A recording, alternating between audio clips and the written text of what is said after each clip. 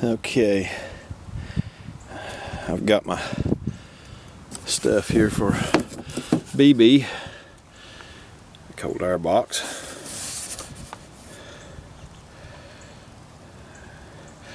S&B filters. And I've got my new hose kit for the turbocharger. 4 hoses, 2 pipes, and all my clamps. So looks like we've got everything here we're going to need. Try to get that took care of here in just a few minutes and get started on it. So okay, it's time to get this thing off of here and back it back up in here where I can work on it some. I'm sick and tired of climbing around on the float to pull it off and get it down here on the ground. I'm probably going to try to do some work to the engine today. I'd like to get it running right today if I can, so I'll go ahead and get this thing off the trailer. Okay.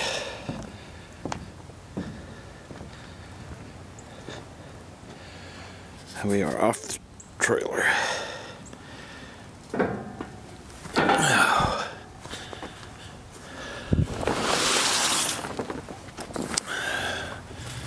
Now I can raise the hood and get some more things done a whole lot easier instead of standing on the end of that old trailer. I've been needing to do this for a while anyway, so it's off there.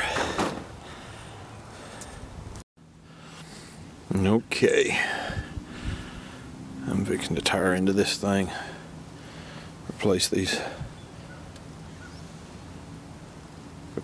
hoses, new piping, and a cold air box. Never done it before, so I hope I don't screw it up, but you gotta learn sometime.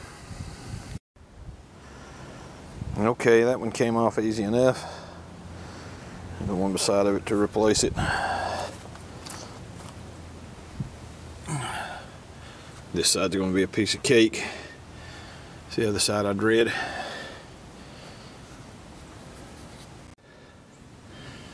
Okay, this one's on. Easy enough. Just got to be careful. I was watching a YouTube video, and the guy was saying that when you tighten these things up to compress the springs together on the clamp, and then you want to turn it a little bit more until you start feeling some extra resistance on it, and then stop, because you could break the intercooler, which is plastic, where you could, if you done it hard enough, you could crush your aluminum pipe. So anyway, that one's in. The old air box is out.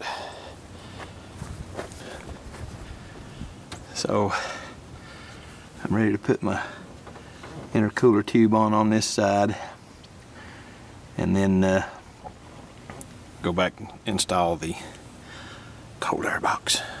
I have my indirections right here. Indirections, that's short for instructions or directions. So far everything's been pretty easy, so let's continue, shall we? Okay, this side's on, and man, was it a pain to get down in here, up and in around all that, but it's on there. So I guess the hot side and the cold side, I'm ready for the cold air box.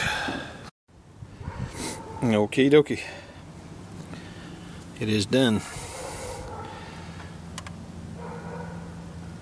Took a little over an hour. It's mainly just kind of squeezing everything in where it's supposed to go, and putting the tightening the hose clamps up. These rubber grommets go in for the temperature sensor, all that. You got to get those in, kind of force them in with a screwdriver, but it turned out okay. So I'm gonna put all my tools up, fire this bad boy up and see how it does.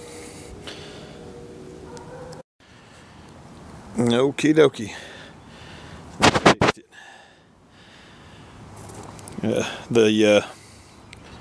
The response on the lower end is a whole lot better than it was before, so I can tell the cold air box has helped it. The turbo's spooling up with a whole lot less